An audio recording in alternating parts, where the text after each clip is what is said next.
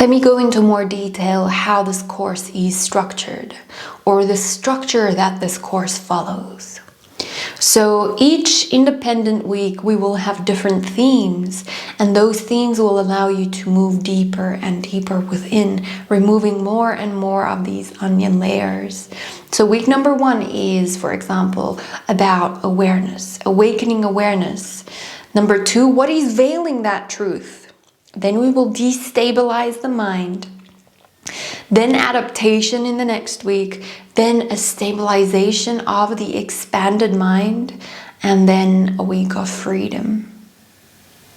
So that is intrinsically the structure of the course. And practically, this course is set up with about 3 to 5 videos every week of insight and wisdom, known as Jnana Yoga. And then practices to support the syncing of the direct experience.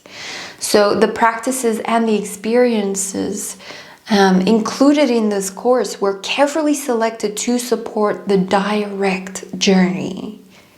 There's no shortcuts, but also no long sides here. They will also help you to integrate the knowledge shared in the insight videos that might be beyond rational understanding. So if you are new to all of these concepts and contemplation, this is an extremely beautiful opportunity for deep reflection in a safe and supported way. So if you feel a little lost, I cannot put too much emphasis on this. Please, if you are not grasping the knowledge that's shared in the videos, do not lose hope. That is not the point of them. It is not so that you can get entangled and try to understand them only logically or rationally in your mind. Doing the practices of pranayama and kriya yoga every single day diligently, and then watching the video again after the week of practice, this can offer you a deeper insight. And I'm pretty sure that if you watch the videos again or another time, you will see something completely different and have a deeper insight that can arise. So keep going diligently, persistently. Frustration coming up is common, but please know that this is the mind evolving and adapting its algorithms. That's what frustration really is. Confusion is a sign of being on the brink of a major breakthrough.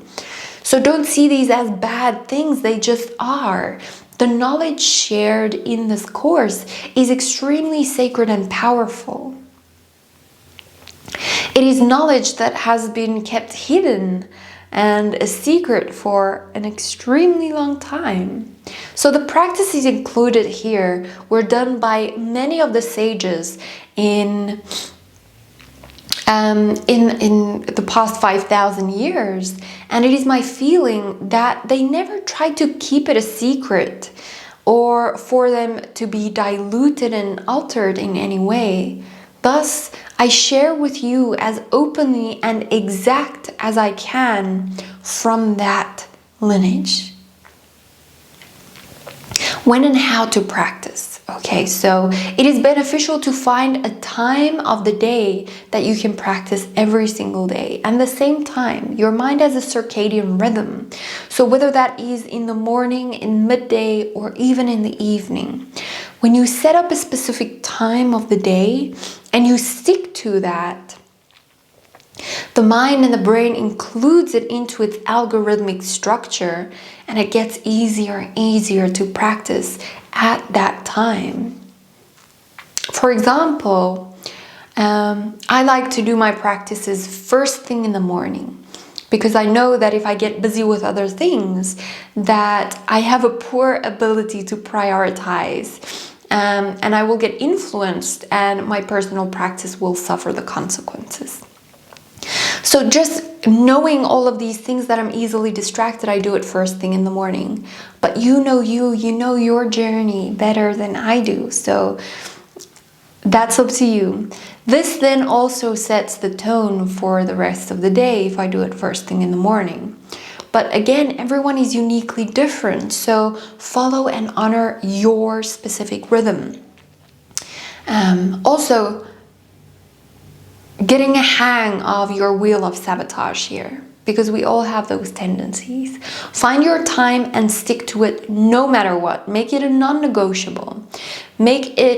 And as you make it a non-negotiable, even if it's for the remainder of this course, just set that in. Studies have shown that practicing every single day and creating a new and positive habit, for example, practicing for 45 minutes, it literally changes the structure of your brain. Your neurons start rearranging themselves in profound ways. And this influences the very way you perceive and experience life itself. Are you starting to notice the benefit? So do the Kriya and the Pranayama every single day, and then once per week, dedicate time for curiosity to watch the videos of the week, providing the content, the insights. And you can do it at the beginning of the week before you follow into the practices of it. That will give you insight into the practices too, and vice versa. And in that way, the insight can settle and integrate through a direct experience when you're doing the practice. If you feel lost at any time, feel free to come back to this video that explains the structure and for any assistance. And as mentioned, after the week, if you need to rewatch any content again, you may notice that there is a deep understanding or understanding that is beyond understanding from a heart's perspective.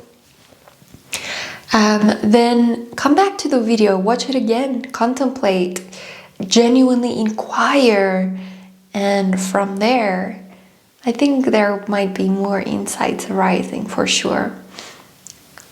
Very important too is please listen with an open mind and an open heart. There is no need to try to rationalize or place it in some box or pair it with an already existing idea or belief that you find in your mental realm. I actually strongly discourage that.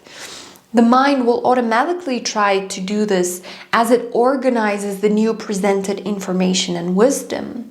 No entanglement is needed, please.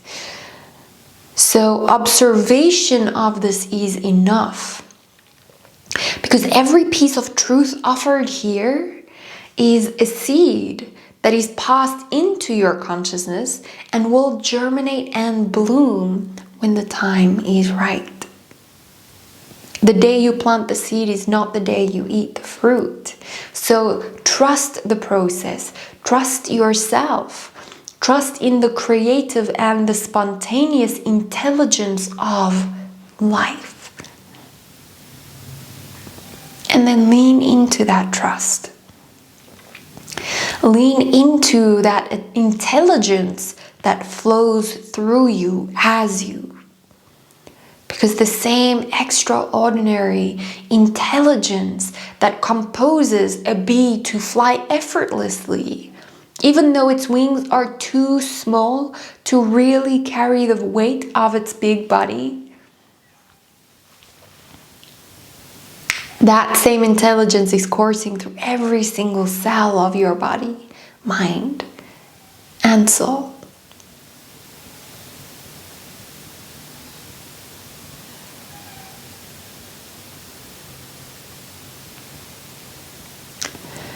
So this course makes it apparent that there is a narrator speaking, but also at the same time that listening is happening. So it offers the opportunity to identify when it is the mind or the narrator speaking versus you listening instead of identifying with things the narrator is saying. It awakens this discernment between identifying mind versus identifying with the mind. It might not seem very significant at this point, but the difference is huge. It has the capacity to dissolve the need to solve or try to satisfy any, and especially the deep desire for continuous happiness and contentment. Be happy regardless of the circumstances.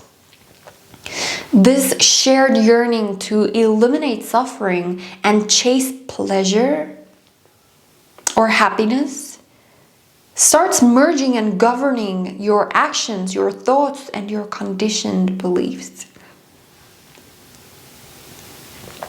And they are all working towards the same goal or desire to be fulfilled. See, this course offers a correction in the deeply rooted misunderstanding that this is, or that it is the content of the story that can solve this misunderstanding.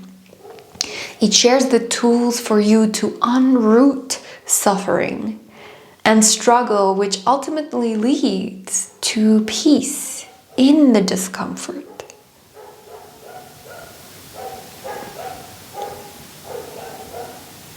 It reveals true happiness present in pain, the bliss at the cost of the false conditioning, pretending to keep you safe, rather protecting the idea created about you.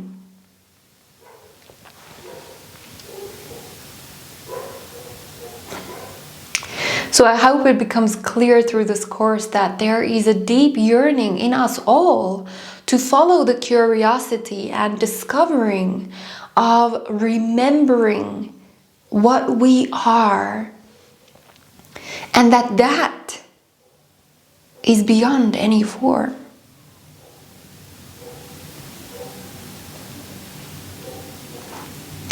This course, as well as all the experiences, can be used as a roadmap.